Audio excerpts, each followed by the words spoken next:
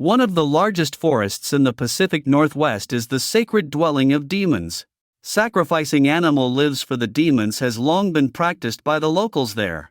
Demons grant long life once chosen, but over time, the sacrifices demanded change. They're dubbed the Redcoats. A man is tied to a tree, bleeding and unaware in a vast forest. A dead animal lies in the woods, being eaten by a demon wearing a red coat. Another man is interviewed, discussing land. The man hangs the contract, the terms negotiated, he assures payment through the bank. The man advises not to heed the bank's words. He leaves, hit on the head with a bottle, falling. A man's assistant approaches, indicating he's still alive. The man approaches and stabs him, killing him. They load him onto a truck and take him into the forest. A school bus passes through the forest. It stops, and a man gets off, punched by another man. The man walks alone homeward, left by the school bus. Another man goes into the forest, feeling dizzy, wandering. One morning, a woman sits outside her house. She notices something across from their house, looks, then enters. One night, men try to burn their house but fail. The dog barks, alarming the woman.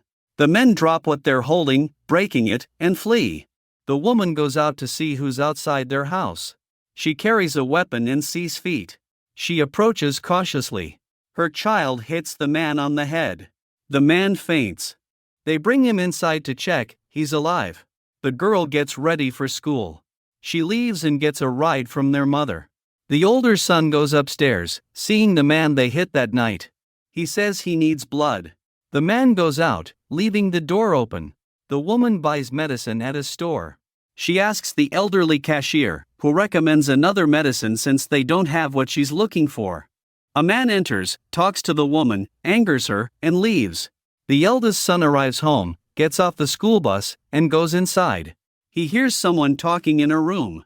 He opens it and sees his younger sibling playing with the man. They exchange glances. The younger one says the man smells and needs a bath.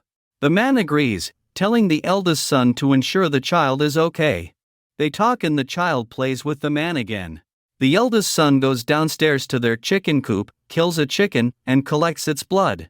He goes inside and hands the bowl to the man, who drinks it, remembering his past again. One morning, the woman sees their dog, skinned with only its insides left. She cries and tells her child. They bury it in the forest, saddened by their loss. They blame the police officer. The eldest son and the man talk, the man saying he needs help. One night, the moon is full, and fog blankets the night. The man goes to a bar, looking for someone. He remembers an event from his life. He enters a room, where the businessman's grandmother is. He approaches her and touches her hair. The grandmother says they killed the man, and the old woman becomes stunned. The man exits, moves the billiard balls, and leaves. He goes home, finding the woman holding a shotgun. He asks about the photos on the wall. She says they're her sister and mother. The woman tearfully recounts what happened to them. The man falls asleep and dreams of what happened to him. They used to live in a house, and one night, intruders came in, hitting him and his wife on the head, causing them to lose consciousness. These men are henchmen of the businessman. They were put into a car and taken to the middle of the forest. They were tied to a large tree, and the man regained consciousness, seeing the demon in the red coat approaching him. Its nails were long and black, frightening the man. Morning came, and the man woke up, stepping out. The woman also woke and grabbed her shotgun, hearing noise outside. She cautiously approached a broken-down car, seeing the man fixing it. The man stood up, wiping his hands as they got dirty. The woman lowered her gun.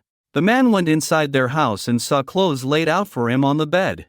The woman prepared them for him. The man went outside to the garage to chop wood. The woman's son came home and told her about what happened to him at school.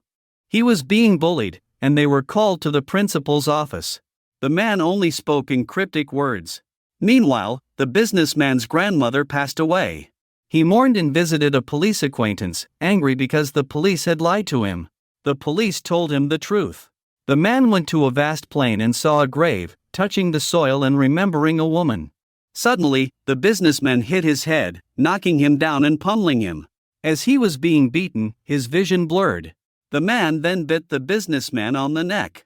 The businessman remembered the events of 10 years ago when he saw the red coat. The demon offered him to bite his hand, which he did. The man woke up in a forest. The businessman ran away, exhausted. The businessman heard voices but saw no one. He reached a bar and ordered a drink. Unsatisfied, he asked for another bottle of alcohol. The man returned home, seen by the woman with blood on his face. She asked what happened, and the man said he just fell. The day of the old woman's funeral arrived. The businessman spoke. After he finished speaking, the businessman told the woman that they needed to leave and pack their things. The woman insisted they wouldn't leave. The businessman ordered them to be taken to their factory. The woman complied, taking the child and their belongings. They waited for their eldest son. As he was coming home, he was confronted by a bully carrying a knife. He heard a voice, his girlfriend's voice. He ran and stopped the bully, knocking him down and punching him. The woman intervened, but she was stabbed in the stomach. The stabbed woman screamed, heard by her mother. They rushed to her and tried to stop the bleeding, but it was too deep, and she died. The man went to a bar looking for the businessman. He saw the police officer in his car and entered, aiming his gun.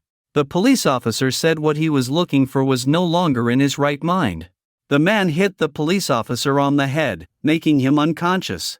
He entered and saw one of the businessman's men lying on the floor, struggling. He stabbed him, seeing his insides. The man begged for help, but the man ignored him. The man left, and the police officer waited, intending to hit him, but he suddenly disappeared.